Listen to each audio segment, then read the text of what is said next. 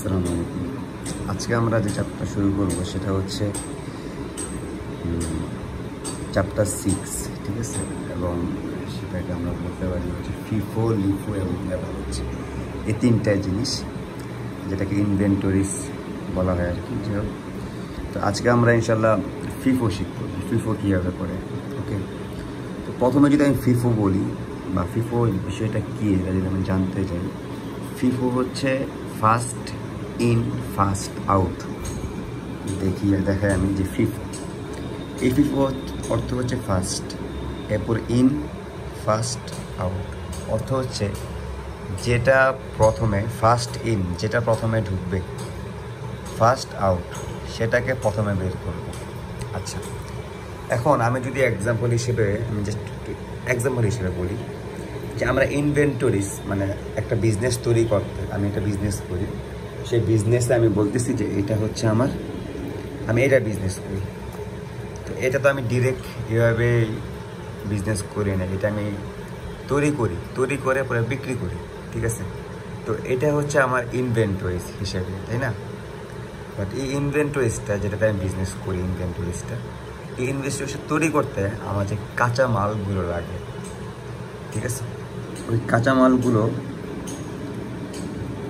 আমি তো ডিরেক্ট কাঁচামালগুলো এনে কাজে লাগাই দিই না। আমি এই কাঁচামালগুলো আজকে কিছু আসে, কালকে কিছু আসে, এরকম হয় না। বা আমি যদি একটা মনে করো চিপসের বিজনেস করি, সো আমার চিপসের বিজনেসের ক্ষেত্রে কী হবে, আমার আলুগুলো আসবে, এসে প্রথম আলুগুলো আমি স্টোর করলাম। আজকে 10 কেজি আলু আসলো, বাট আমার আজকে 7 কেজি আমি তৈরি করতে পারলাম। 7 কেজি আলু দিয়ে আমি চিপস তৈরি করলাম, বাকি 3 কেজি রয়ে গেছে, ঠিক আছে? কালকে মনে করো আলু 20 কেজি দিয়ে গেল, কালকে আমি মনে করো 7 কেজি বা 10 কেজি তৈরি করলাম। তো আমি এখন কোন আলুগুলো নিব প্রথমে, এবং শুধু নিলেই তো হবে না, আমার আজকে আলুর দাম 10 টাকা, কালকে থাকতে পারে 12 টাকা। তো আমার তো এটা হিসাব রাখতে হবে সব কিছুর, যে আমার বিজনেসে কয় টাকা খরচ যাচ্ছে, কয় টাকা আমি লাভ করতেছি, তাই না?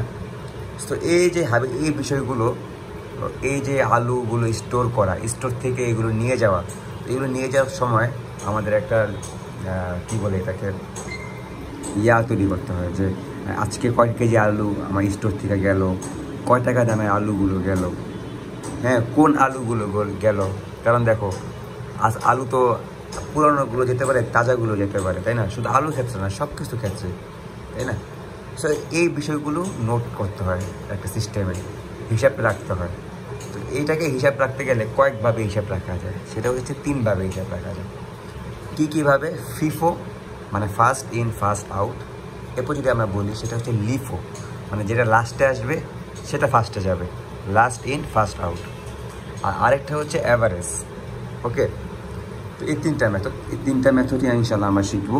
এই 3টা মেথডে আমরা আলুগুলো বা আমাদের জিনিসগুলো আমরা স্টোর থেকে নিয়ে যাই এবং লিস্ট করি, কীভাবে লিস্ট করি সেটা আমাদের দেখতে হবে আর কি। ওকে, এটা আমি জাস্ট বললাম আমাদের আজকের টপিকের বিষয়টা, সেটা বিস্তৃত ধারণা আর কি।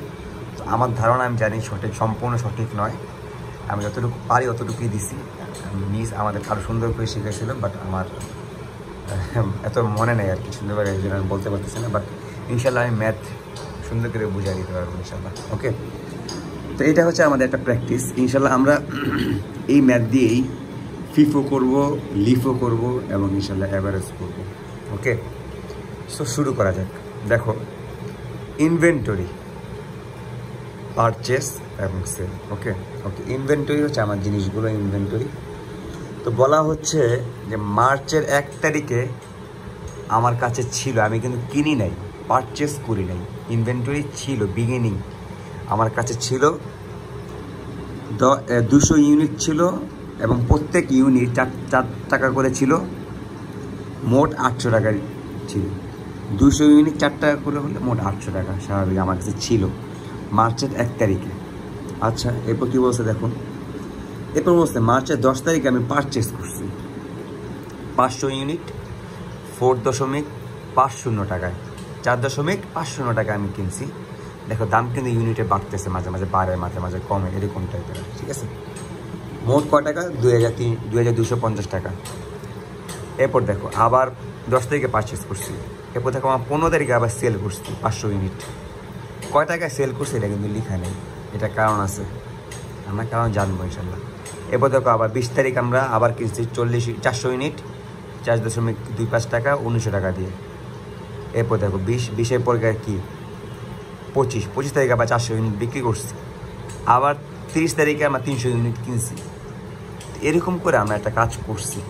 এবং এখানে বলে দিয়েছে দ্য ফিজিক্যাল কাউন্ট অন মার্চের 31 তারিখে আবার শোস 500 ইউনিটস অন হ্যান্ড। এসব কিছু করার পর বলেও দিয়েছে যে আমার লাস্টে আমার হাতে 500 ইউনিট থাকবে। সো তুমি এখন ম্যাথটা করো, ওকে? আচ্ছা, তো আমি এখন ম্যাথটা শুরু করি।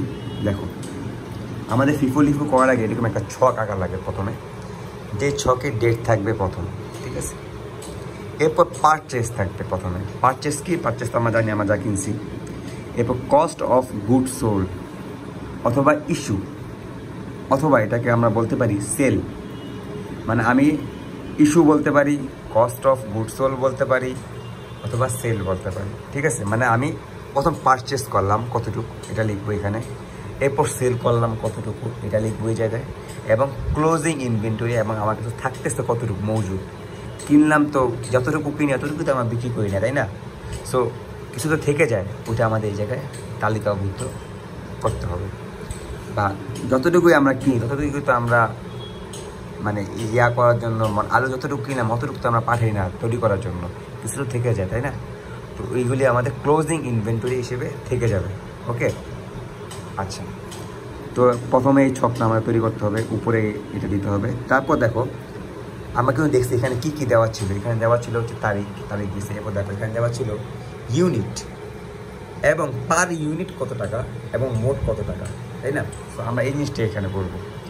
প্রথমে ইউনিট দিব, এরপর ইউনিট রেট দিব, মানে পার ইউনিট কত টাকা করে আমরা কিনতেছি, এরপর মোট কত টাকা কিনছি সেটা দিব প্রত্যেকটা ক্ষেত্রে। ইউনিট রেট টাকা, ইউনিট রেট টাকা, ওকে? আচ্ছা, এবার আমার কাছে বলতেছি কি মার্চের 1 তারিখে আমার ইনভেন্টরি ছিল কয় টাকা, কী ছিল ইনভেন্টরি? মার্চের 1 তারিখে আমার ইনভেন্টরি হিসেবে ছিল 200 ইউনিট 4 টাকায়, এবং মোট 800 টাকা হবে, ঠিক আছে। কিছু কিছু জায়গায় এরকম এই জিনিসটা দেওয়া থাকবে না, আমাদের হিসাব করে নিতে হবে, ঠিক আছে। এখানে দেওয়া আছে সহজ করার জন্য, যাই হোক। তো দেখো মাসের 1 তারিখ আমরা দিলাম, মাসের 1 তারিখে গিয়ে আমরা পারচেস করছি না, পারচেস করি না, এটা আমাদের ছিল আগে। আচ্ছা, কস্ট বাই বিক্রি করছি না, ছিল, তাহলে এটা আমরা ক্লোজিং ইনভেন্টরিতে নিয়ে যাব, যেহেতু আমাদের ছিল। এটা ক্লোজিং ইনভেন্টরিতে নিলাম, আমরা লিখলাম 200 ইউনিট আমরা কিনছি, হ্যাঁ, কয় টাকা দিয়ে, রেট হচ্ছে 4 টাকা দিয়ে, আর মোট 800 টাকা। মাসের 1 তারিখে হিসাব আমাদের শেষ। এবার আমরা দেখো মার্চ 1 তারিখে কয় তারিখ আসে, দেখো 10 তারিখ আসছে। 10 তারিখে আমরা 500 ইউনিট কিনছি 4.50 টাকা দিয়ে, মোট এত টাকা, ওকে। দেখো আমরা 10 তারিখ দিলাম, 500 ইউনিট কিনছি, কিন্তু আমরা পারচেস করছি 4.50 টাকা দিয়ে, 2250 টাকা দিয়ে, ওকে। আমরা তো বিক্রি করছি 10 তারিখে না, বিক্রি করি নাই, শেষ, এটাই হিসাব শেষ। এরপরে ইম্পর্টেন্ট যে এই জায়গাটা আমাদের বুঝতে হবে সবার।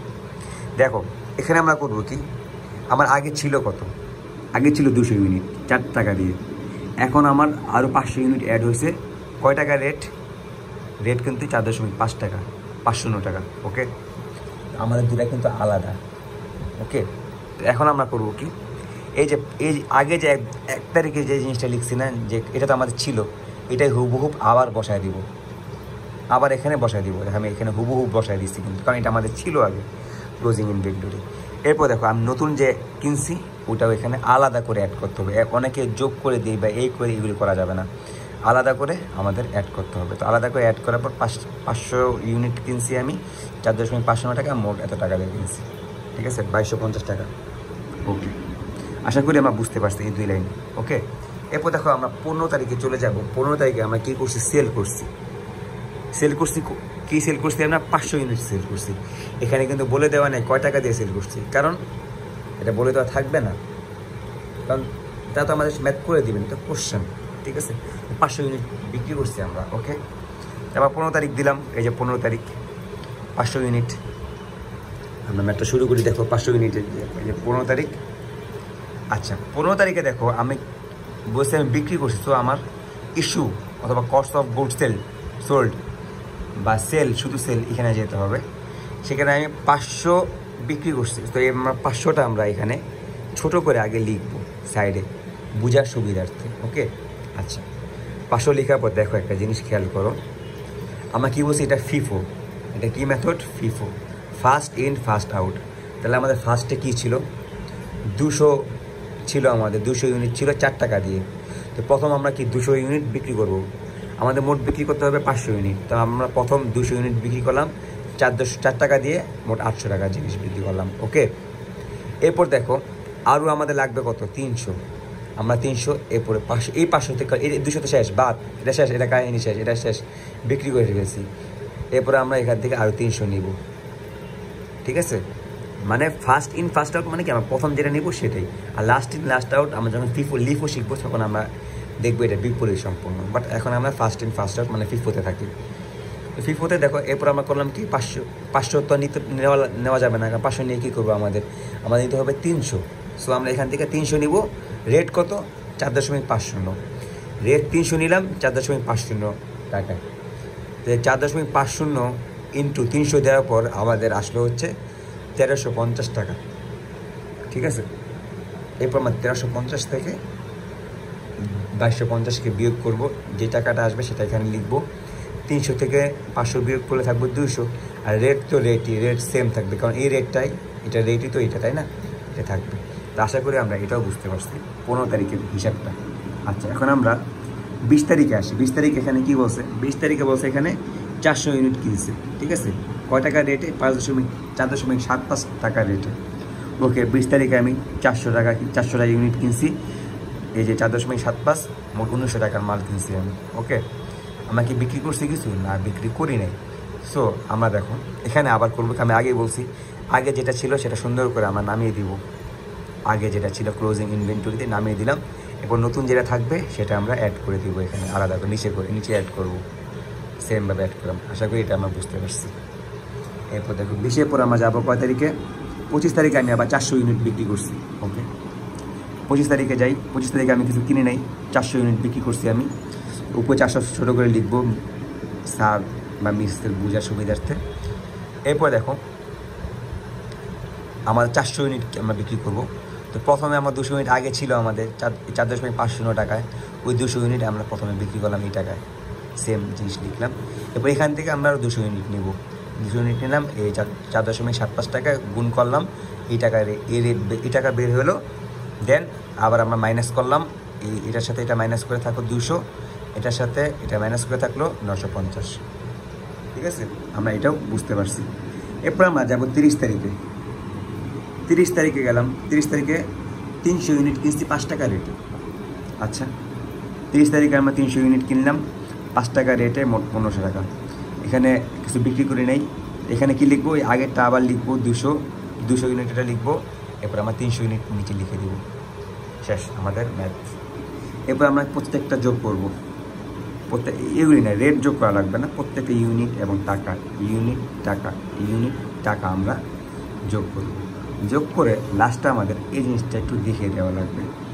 ক্লোজিং ইনভেন্টরি ইউনিট আমাদেরকে কিন্তু বলছে, ম্যাথে বলে দিয়েছে ক্লোজিং আমাদের হাতে ছিল 500। দেখো আমাদের হাতে কিন্তু 500 আছে, বুঝছো?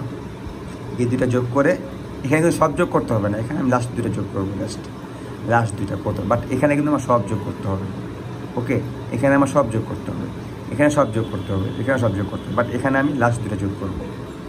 ঠিক আছে, আমি যোগ করলাম 200 আর 300 মোট 500 আর রেট। ওকে, তো ক্লোজিং ইনভেন্টরি ইউনিট ছিল 500, ক্লোজিং ইনভেন্টরি ভ্যালু মানে টাকা ছিল 2450, কস্ট অফ গুডস সোল্ডের ভ্যালু ছিল কত? 4000। আচ্ছা এখন একটা জিনিস দেখাচ্ছি, ক্লোজিং ইনভেন্টরি সমান সমান কি?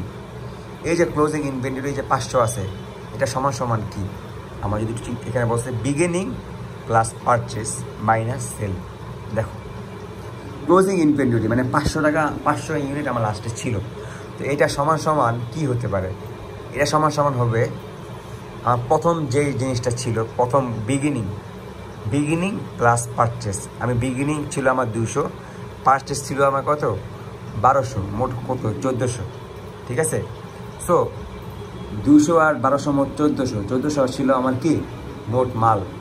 এই মোট মাল থেকে মানে মোট মাল থেকে আমি কি করলাম, সেল যেটা করছে, সেল করছি মোট কত 900 বিয়োগ করলে তো আমার 500 হাতে থেকে যাবে, তাই না? বিষয়টা কি এরকম না যে আমার মাস শুরুতে ছিল 10টা কলম, পুরা মাসে আমি আরও কিনছি 30টা কলম। ঠিক আছে, মোট আমার কাছে কলম কটা হলো তাহলে 40টা। হ্যাঁ, আমার হাতে আছে 10টা, মাস শেষ হওয়ার পর এখন আবার আমার হাতে আছে মনে করো 5টা, তাহলে আমি বিক্রি করছি কয়টা 35টা। তাহলে কি আমি বলতে পারি না মাসের শুরুতে ছিল আমার কাছে 10টা আর পুরা মাস জুড়ে কিনছি 30টা যোগ, তাহলে মোট 40 হলো, আমি বিক্রি করছি 35। হ্যাঁ, তাহলে কি 35কে আমি যদি মাইনাস করি 40 থেকে, তাহলে আমার হাতে যেটা ছিল সেটা বের হয়ে যাবে। এখানেও কিন্তু সেম জিনিসটাই আমরা করছি আমরা, তো এই জিনিসটা আমাদের দেখিয়ে দেওয়া লাগবে। তো ইনশাআল্লাহ নেক্সট ম্যাথ ভিডিওতে আমি এই ম্যাথটাই লিফো মেথডে দেখিয়ে দিব। এরপর আমরা ইনশাআল্লাহ এই ম্যাথটাই আবার অ্যাভারেজ মেথডে করবো ইনশাআল্লাহ।